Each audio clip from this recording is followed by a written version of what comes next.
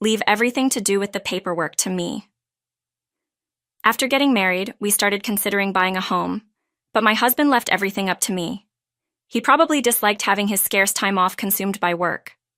On the other hand, I had a job but more free time, so I proceeded with everything as he had told me to. When I was about to finalize a property deal with the real estate agent, the agent said, "Your husband's name cannot be used for purchasing this property because his annual income is..." I was shocked to hear that. I had no idea his salary was that low. In the end, we changed the deed to my name and purchased the property. My name is Anne. I'm a 29-year-old web designer in my 7th year of this career. I quit the company I worked for right after graduation and have been freelancing since last year. Focused on my work, I never cared much about money. I've been investing my salary from my first job in stocks and building my assets. I have a husband, Mike, who is 5 years older than me. He works as a delivery driver in the transportation industry. Our meeting was something of fate. At a train station platform, he chased after me to return the wallet I had dropped without realizing. I invited him for a meal to say thanks, and our relationship grew closer and evolved into dating. Then, a year and a half ago, we happily became husband and wife. However, post-marriage, our life together was nothing like I had imagined. My husband worked long hours at a grueling company, and as a freelancer, I always had a backlog of projects. Currently, we live in an apartment under 400 square feet, but I've been thinking about moving into a house. I thought it might be a good motivation for both of our careers. Working in such a cramped space was stressful for me, so on his day off, I brought up the idea of buying a new house. "Hey Mike, don't you think it's time we bought a new house now that we're married?" He seemed surprised by my words, jumping up from where he lay on the sofa with sleepy eyes. "A house? Yeah, I think this place is getting too small for us. How about I set the conditions then?" I was surprised by his words, but he wrote his desired conditions on a nearby notepad and handed it to me. His list, including at least 4 rooms, 2 bathrooms, and a wine cellar, was quite different from what I had envisioned. "We don't need a wine cellar, and isn't 1 bathroom enough?" I replied strongly to his objection. "No, that won't do. This is about romance. Buying a house is a once-or-never-in-a-lifetime event. I won't settle for anything half-hearted." He was stubborn beyond belief. I would rather spend my time on work than on a discussion going nowhere. Eventually, I reluctantly agreed to his terms. "Then let's go to the real estate agent together next time." Suddenly, he looked annoyed. "Ah, that's fine. You can handle all that, Anne. I'm tired from work. I'll leave the rest to you." Saying that, he lay back down on the sofa and started fiddling with his mobile phone. Does this man even realize he's married? We're about to make the biggest purchase of our lives, and he's completely uncooperative. After telling me what he wanted, he satisfiedly returned to his own world. Disappointed, I sighed and said, "Then just leave me something that shows your income. There will be a review, and I need to submit it." When I said this, he replied, "You can find it in my box of valuables. Just take it yourself." He put on earphones, shutting down the conversation completely. He's not exactly a henpecked husband, but he only says what he wants and is otherwise disengaged. Honestly, he's incredibly self-centered. He used to be so kind before we got married. Picking up my wallet feels like a lie now. I muttered this, unsure if my husband heard, and headed to my room. It was that night when I noticed something was wrong with my body. After finishing work, I glanced at the calendar. Come to think of it, I haven't had my period for 2 months now. I always had severe and irregular menstrual cycles. It was not unusual to be a month late, but this was the first time it's been 2 months. Could it be? Worried, I used the pregnancy test I had bought in advance. The result was positive. I was pregnant. "Mike, I'm pregnant." My announcement left my husband frozen in front of the TV. "Seriously?" I said to my surprised husband.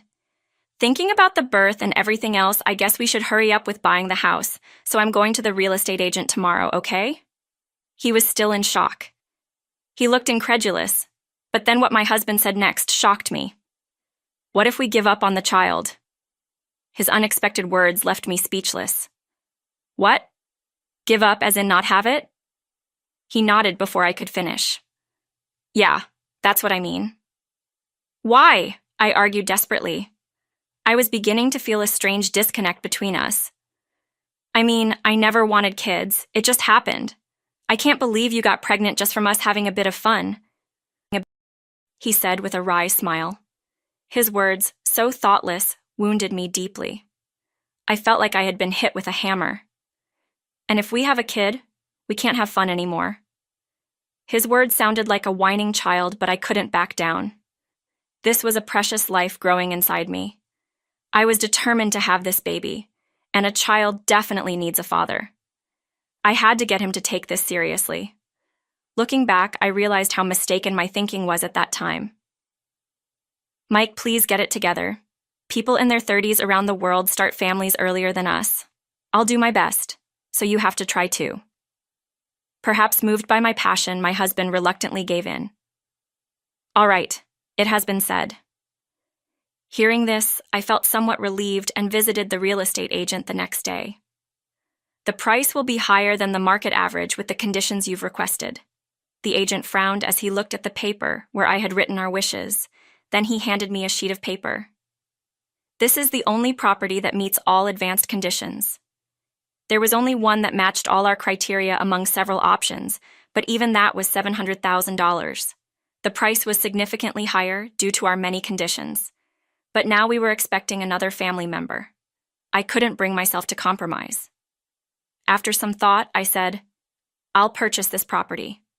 We proceeded with the purchase process. Please fill in the necessary items on the application form. Who will be the owner? My husband. I began filling out the form, but when I got to the annual income section, my pen stopped. Wait, Mike earns $25,000, I blurted out, looking at the salary statement he had given me. We rarely talked about money in our current life. We both contributed equally to expenses and saved the rest, so I had no idea about my husband's salary. It's difficult to say, but with this amount, the application might not pass. The apologetic agent's words made me feel embarrassed. He continued, By the way, there are a couple of other customers considering this property. If you don't decide today, it might be sold out. Those words were nothing short of pressure for me. After hearing that, I felt I had to buy it today. After some hesitation, I decided to change the owner to my name. Then, I made a bold decision to pay in full. I could just cover it with the money I had saved from stock investments and the inheritance from my grandfather. I can always save more money later. The agent was initially surprised by my actions, but then handled the rest of the process efficiently. So, a month later, we moved into our dream home. Wow, this is amazing, my husband exclaimed with excitement as soon as we entered our new home. By the way, you're going to have the baby, right? Are you going back to your parents' house? He asked while unpacking. Yes, that's the plan. My hometown is Anchorage.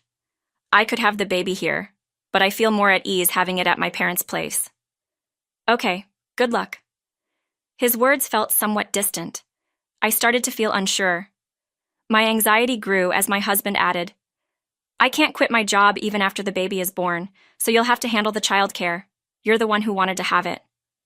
What about my job? I don't care about that, he bluntly replied. Was his response to my enthusiasm just a temporary appeasement? I felt myself sinking into despair. Time just passed in our new life in the new house, and our relationship gradually grew colder. 3 weeks before the due date, with my belly growing, I went back to my hometown, and there I safely gave birth to a boy. But the baby was born with weaker lung functions, so he had to be hospitalized for observation, and I had to return to Boston alone. Before leaving, my mother said, Come back any time if you need to. Hearing that, I truly felt what motherhood meant. While at home, I talked a lot about my married life with my parents. As my heart lightened, their faces grew gloomier, and then my father's words made me think. 2 hours after boarding the plane, I arrived in Boston. I headed straight for our new house. When I got there, I saw an unfamiliar car parked in the driveway. Feeling uneasy, I cautiously opened the front door.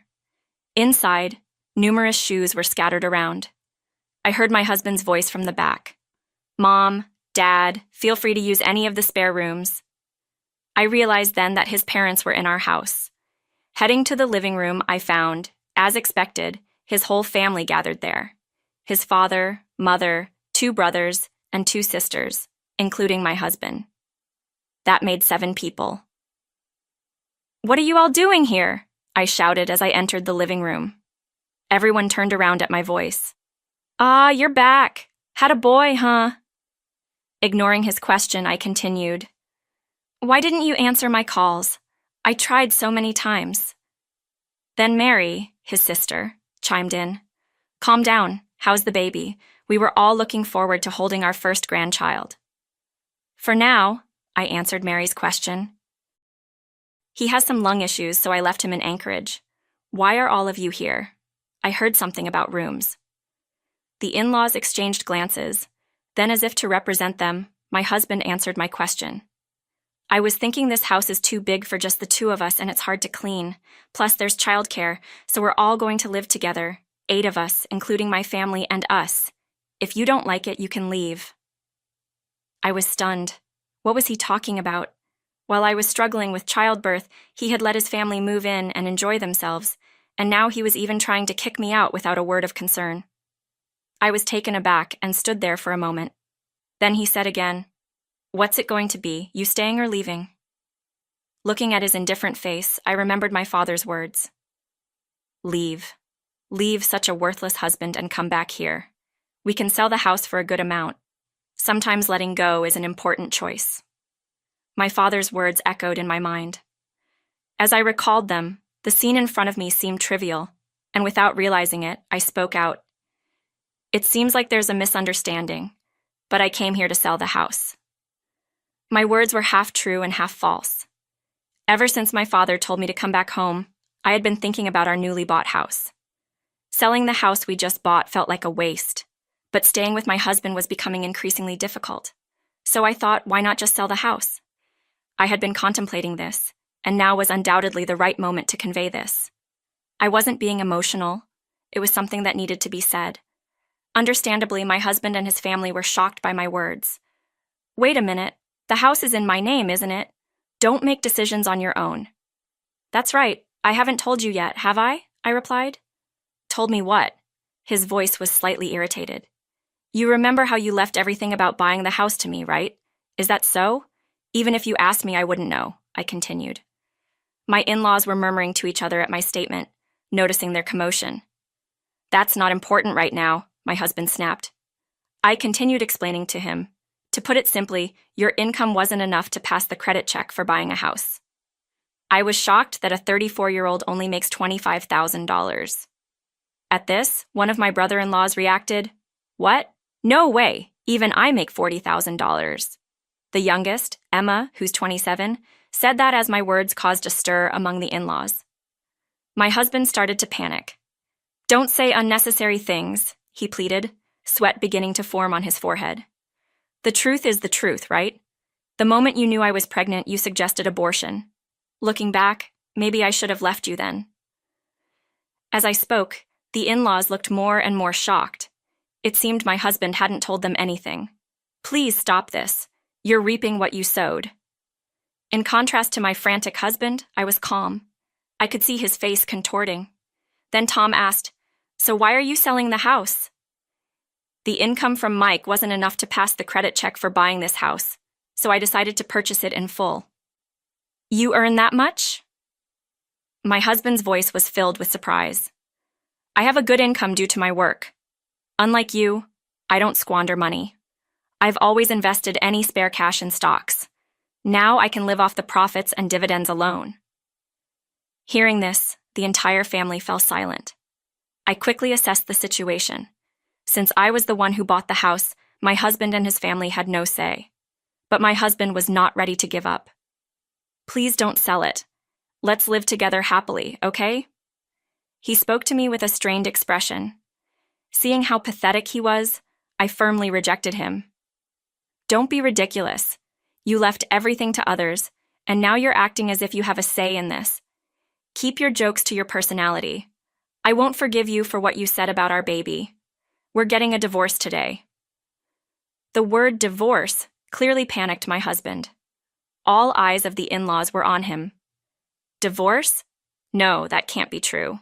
Why did you even think of living with your parents without consulting me? I finally voiced the question that had been bothering me. I wanted to do something filial for my parents.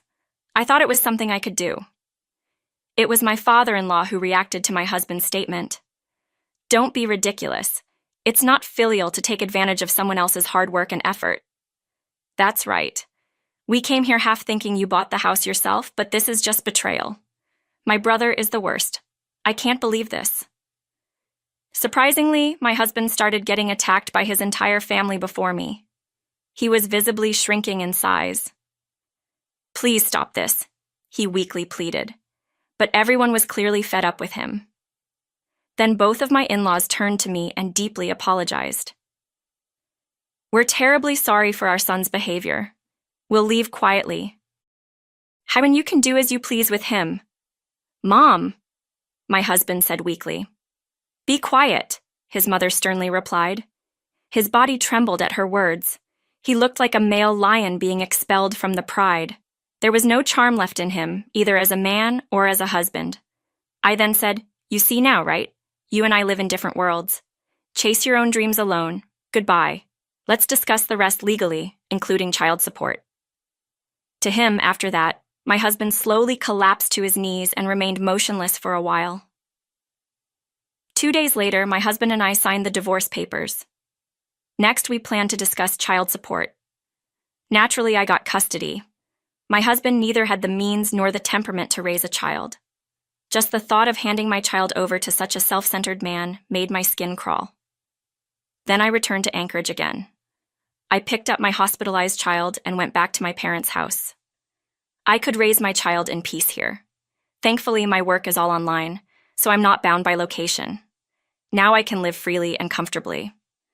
As for my ex-husband, after that day, he was disowned by his parents and now lives alone in seclusion. I still keep in touch with my former in-laws, so I hear about his situation. My ex-husband, who had no delicacy in his words, I naively thought he might change if I did. This experience taught me that people don't change that easily. However, better days are waiting for me now than when I was with my ex-husband. Of course, due to the presence of my newborn baby, I'm now a mother as well. I have to work hard at both my job and parenting. These thoughts were in my mind as I prepared to feed my baby for the first time.